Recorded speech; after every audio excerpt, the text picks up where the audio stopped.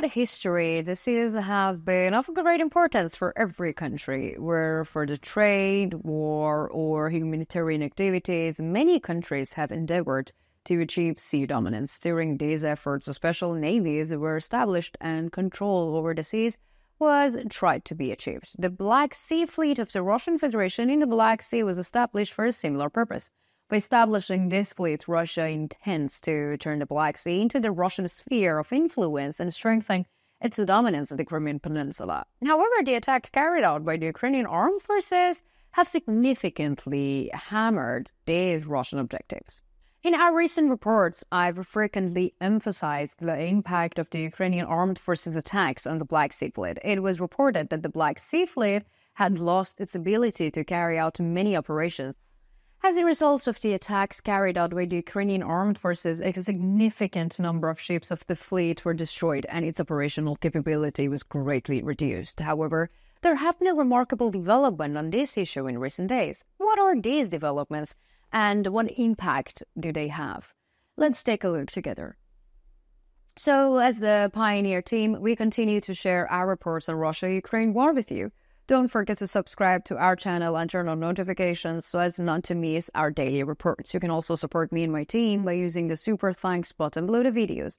Thank you for your support, and let's start if you are ready, the Pioneer reports. The conflict between the Ukrainian Armed Forces and the Russian Armed Forces continues on the land, at the sea, and in the air. During this war, which has been going on for more than 2 years, the Ukrainian Armed Forces have started a new era in the history of the warfare with the successful operations. The perception that the Russian Federation is an invincible power has been shaken, and the images of the strong Russia created by President Vladimir Putin for many years has been seriously weakened worldwide.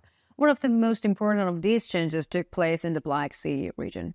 So the process that started with the occupation of the Crimean Peninsula by the Russian Federation led to the establishment of the Black Sea Fleet to protect Russian interest in the region.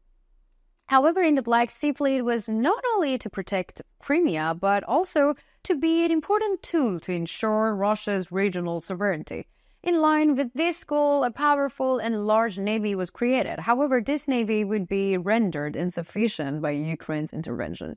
The Ukrainian Armed Forces carried out a successful operation against the Black Sea Fleet, causing Russia to suffer heavy losses during these operations. Many units of the Black Sea Fleet were destroyed and submerged. However, the Black Sea Fleet is not only composed of ships. The ammunition and the fuel depots carried out by the warship were also of critical importance. During the operations to destroy the ships of the Black Sea Fleet, the Ukrainian Armed Forces also targeted the ammunition and fuel depots of these ships. Thanks to these strategies, the losses of the Russian army increased significantly. So, these losses, in addition to ship losses and ammunition shortages, are considered to have a major economic impact.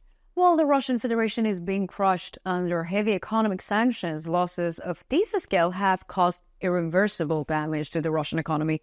In recent days, there has been a remarkable development regarding these losses, and the Russian military no longer has the capacity to fire more caliber missiles. Natalia Humeniuk, a spokeswoman for the Ukrainian Armed Forces, recently made statements on the subject. Humeniuk said the following statements in her statement. So it's now problematic for the Russians both to deliver the missiles and to service the missiles facility that launch caliber missiles and reload with caliber missile. Most of the logistics and infrastructure for firing caliber missiles was located in the Crimean port city of Sevastopol. Our troops made significant gains by repeatedly hitting these points, and Russia's problems have only grown. Russia's ships now have a very low level of connection with Sevastopol port, and it is now very problematic for the missiles ships to reach there. Even if they can, the reinforcements they can receive are very limited. Under these circumstances, it is unlikely that the enemy ships will be able to use caliber missiles to target our territory in a powerful way.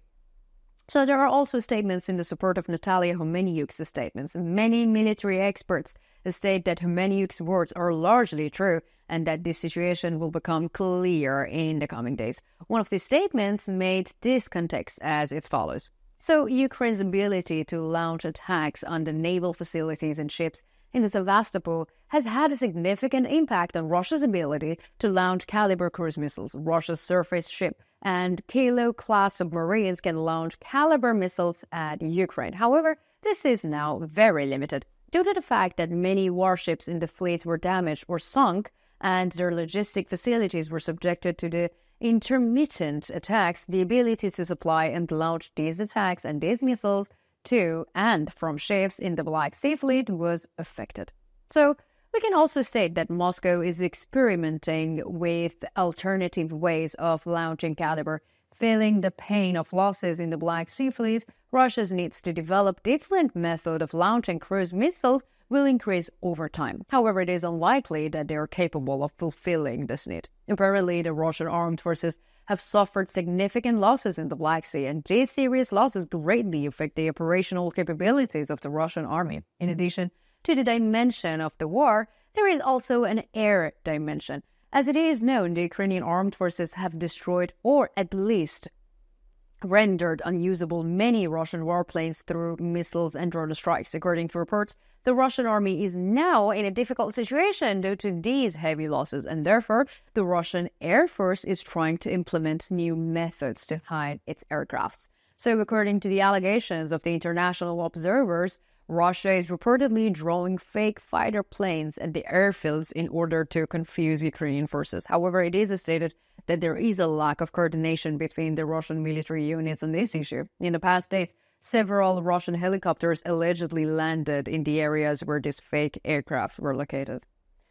However, the Ukrainian armed forces were also monitoring these helicopters, and thus Russia's plan was exposed, and Ukraine realized the fake drawing trick.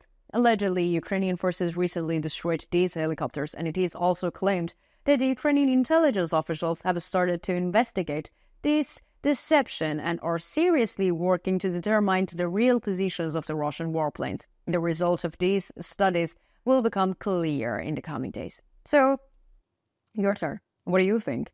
What do you think about the future of the Black Sea Fleet, and how do you evaluate the operations of the Ukrainian army in the Black Sea? Do you think the Ukrainian army will organize new attacks against the Russian Air Force?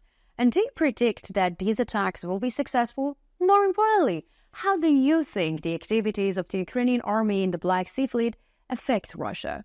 Or will affect the Russia?